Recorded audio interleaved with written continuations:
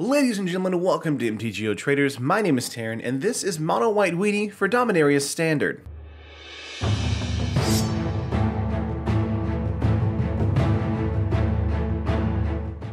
So we're just kind of chugging right along with our budget deck techs, and today is going to be a mono white deck, keeping kind of with the theme of all the mono color decks. White is a very good color, but also a very expensive color, so this was a deck that was kind of difficult to build, but I did get it put together, and I'm going to show it to you guys right here, right now. Let's get right into it, guys, with the deck tech. Starting with, of course, the creatures. This is going to be a mono white weenie deck to go wide. 4 Dauntless Bodyguard, 4 Toolcraft Exemplar, 4 Dorn Pouncer, 4 Banalish Marshal, and 2 Angel of Invention here. So Dauntless Bodyguard being a great way for us to protect other creatures. A 1-mana 2/1, very good as actually on the play. That's my first actually, by the way. Just like a little behind the scenes in the comments of some of these videos. Some people have been counting the number of times I say actually. So that's a what, 5 just then? So just letting you know that I'm gonna actually try and not do that. Actually.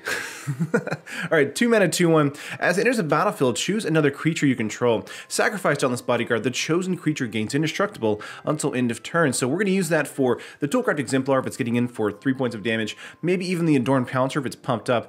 The Banalish Marshal if opponent has a Fatal Push or a Vraska's, maybe not a Vraska's Contempt, but a Fatal Push or a Lightning Strike or something like that to kill it. We also have Angel of Invention as well. We want to keep that as live too because of the +1/+1 across the board. Very good card for us on turn 1. Next up, we have Toolcraft Exemplar, a 1-mana 1/1. Not very good for us, but if we have a artifact in the battlefield, it gets +2/+1, and if we have 3, it gets First Strike. So this is a very good card for us on turn 1 as well. Next up here we have Adorned Pouncer, a 2-mana 1/1 with Double Strike. Not very good, but if it goes to the graveyard, we can pay 5 mana, bring it back. It's a 4/4 with Double Strike. That's much better, and it gives us much more leeway if our opponent does have the ability to either wipe our board state or kill our board state with like a particular removal spell, like a Fatal Push or something like that against the Pouncer. Next up, Banalish Marshal. Since this is a super go-wide strategy, the Marshal is here to give other creatures we control +1/+1. That's very, very good for us. It's also a 3/3, which means it can kind of trade really well once it's coming in on turn 3. And of course, Angel of Invention is a similar card for us, a 5-mana 2/1, Flying, Vigilance, Lifelink. It also has Fabricate for 2, which means we can create 2 Servo 1/1s, or just put 2 +1/+1 counters on the Angel itself, creating it, or making it a 4/3. So very, very good, very on curve for us, and kind of going and doing exactly what we want to do for the game plan here. So let's go on to our spells. There's, only like 18 creatures in here, so let's go on to the actual spells and see how we actually go wide with this game plan. Next up here we have Pride of the Conquerors, 2 of, 4 Servo Exhibition, 2 Dusk to Dawn, 4 SRAM's Expertise, 4 Legion's Landing, and 2 Seal Away. Yes, we're going the token-based strategy with these servos here. Pride of the Conquerors is going to be a great card for us to hopefully, end up on a match or close out a game. A 2-mana instant with Ascend, which means if you control 2 or more permanents, you get the City's Blessing for the rest of the game. Because we're a token-based strategy, Pride of the Conquerors is going to be a very good card for us. We're going to use basically every single time we swing out for game. The creatures you control get +1/+1 until end of turn. If you have the City's Blessing, those creatures get +2/+2 until end of turn. That is backbreaking. Very, very good card for us. Next up for us, we have Servo Exhibition, a 2-mana sorcery. Create 2 1/1 servos. That's decent. That's exactly what we want to do moving forward in our game plan. Dusk to Dawn is also here for a very good removal spell for us. A 4-mana sorcery. Destroy all creatures with power 3 or greater. All of the creatures in our deck are probably going to be able to survive this, with the exception of the Banalish Marshal, because it is power 3. But besides that, everything else will be able to survive. Dawn is also here for 5 mana. Return all creature cards with converted mana cost 2 or less from your graveyard to your hand. That's not as useful for us in the mid to late game. The reason being is because a lot of the actual creatures that we have or casting are coming from spells like SRAM's Expertise in the Exhibition. So this is an interesting card for us to get maybe back a Toolcraft Exemplar or Dauntless Bodyguard, maybe even an Adorned Pouncer. But more often than not, we're just going to use the Dusk, and that's it. SRAM's Expertise is here to get a nice card to go wide, as well as maybe cast a Banalish Marshal for free, a 4-mana sorcery. Create 3 1/1 Servo artifact creature tokens. Very nice.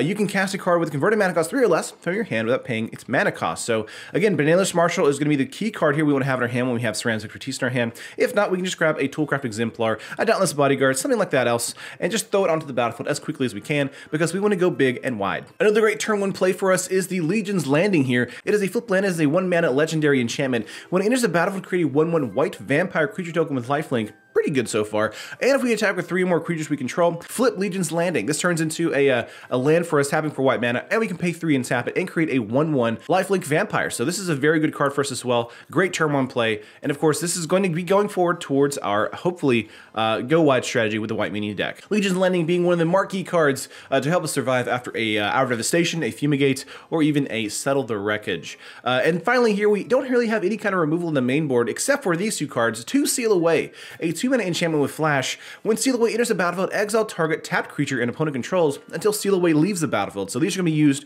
for those big creatures coming in like a Steely Champion, things like that, that opponent is going to try and kill us with. We're going to use Seal Away and slow them down. For a while at least. But that's actually all of these spells in the main board here. Let's go to lands really quickly. We have 18 regular plains, just basic lands, 2 Scavenger Grounds, and 4 Sheffet Dunes. Because this is a go wide strategy, Sheffet Dunes is a must in here to make sure we can actually pump our board state a little bit more. It taps our colorless, we can pay 1 and add 1 white to our mana pool, or we can pay 4, tap it, sacrifice a desert, creature you control get +1/+1 until end of turn. Of course, this is only be casted as a sorcery, and you guys know what Scavenger Grounds does, exile the target opponent's graveyard, or exiles all graveyards rather. The only card that kind of suffers from this is Adorned Pouncer, so if we have Adorned Pouncer in the graveyard, we might not want to use Scavenger Grounds. However, if our opponent is on a Godfrey's Gift strategy, a Blue-White Heroic strategy, or another Eternalizing Bomb strategy, we may want to use Scavenger Grounds regardless. But that is it for the Game 1 game plan. What can we do in the sideboard? Let's go over here to Game 2 here, starting with, of course, 2 Authority of the Consuls, 3 Fragmentize, 1 Sorcerer's Spyglass, 2 Aerial Responder, 2 Thopter Arrest, 2 Cast Out,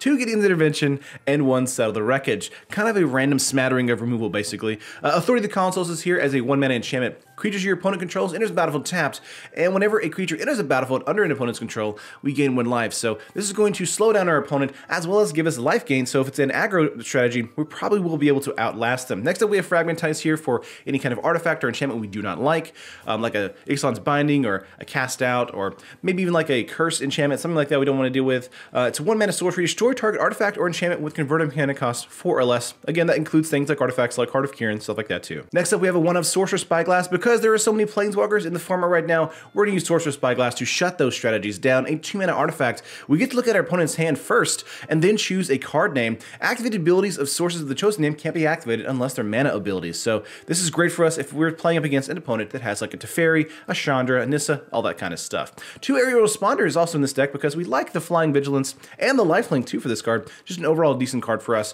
A 3-mana 2/3, Flying, Vigilance, and Lifelink. And of course it can survive a Dusk to Dawn as well.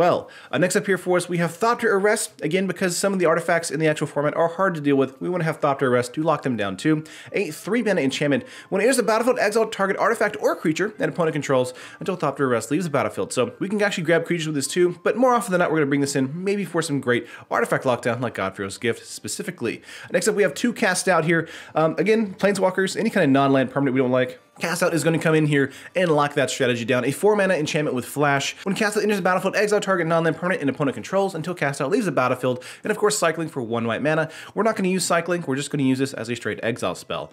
Gideon's Intervention is in here, surprisingly, for the Approach of the Second Sun strategy. We can use it for other stuff too, but Approach of the Second Sun is why I brought it in here. A 4-mana enchantment. As Gideon's Intervention enters the battlefield, choose a card name. Your opponent can't cast spells of the chosen name, which is Approach for us, and prevent all damage that will be dealt to you and permanents you control by the source of the chosen name. So if they're on the Approach of the Second Sun strategy, Gideon's Intervention is going to be a great card for us to lock that strategy down and make sure that, hey, if you have a Cast Out or something like that, you can get rid of the intervention, but if you don't, you're just stuck for the rest of the game, and that's awesome. And the last card in here, because this card is actually so much more expensive than I thought it would be, and that is Settle the Wreckage, a 4-mana instant. Exile all attacking creatures target player controls. That player may search his or her library for that many basic land cards, put those cards onto the battlefield tapped, then shuffle his or her library. So would like to have one of these in the actual main board, but Settle the Wreckage is a very expensive card right now, and we're trying to make this kind of a semi-budget list. So just a 1-of in the sideboard for us. We'll bring in if we're up against a mono red aggro deck or another like mono blue flyers deck, something like that. So let's go to the full layout here on MTGO Traders. It's coming to about 46 tickets, and if you want to build this in paper, it's coming to about 109 bucks. Of course, the money cards in the deck are coming to Settle the Wreckage, Scavenger Grounds, surprisingly, Angel of Invention, and Ceram's Expertise with Legion's Legion's Landing kind of being there as well. The most expensive cards being in actual paper is actually Banalish Marshal and Legion's Landing out of the two, with Settle the Wreckage right behind that. But yes, a very good deck for us to go wide. Use Duxtodon to kind of slow down our opponent's strategy, pump our creature board with the Marshal and the Angel of Invention, and use Pride of the Conquerors and Chef at Dunes to close out a match. But that is the full deck list, guys. Please let me know what you think in the comments down below. Do you like it? Do you hate it? Do you have any suggestions for it? Please let me know right down there in the comments. Like it if you liked it. Subscribe to the channel if you haven't already. Tomorrow will be not a budget list. It's actually going to be Construct Tribal. Been working on that list for a while. And then next week, just a little spoiler for you guys, we're doing Control Week. It's going to be a full week of just control decks. A bunch of different colored decks, all that kind of stuff. But it's all going to be control based and locking down your opponent, making them have not a fun time. But that's going to do it for this video, guys. I appreciate you all, and I will see you all in the next video. Peace.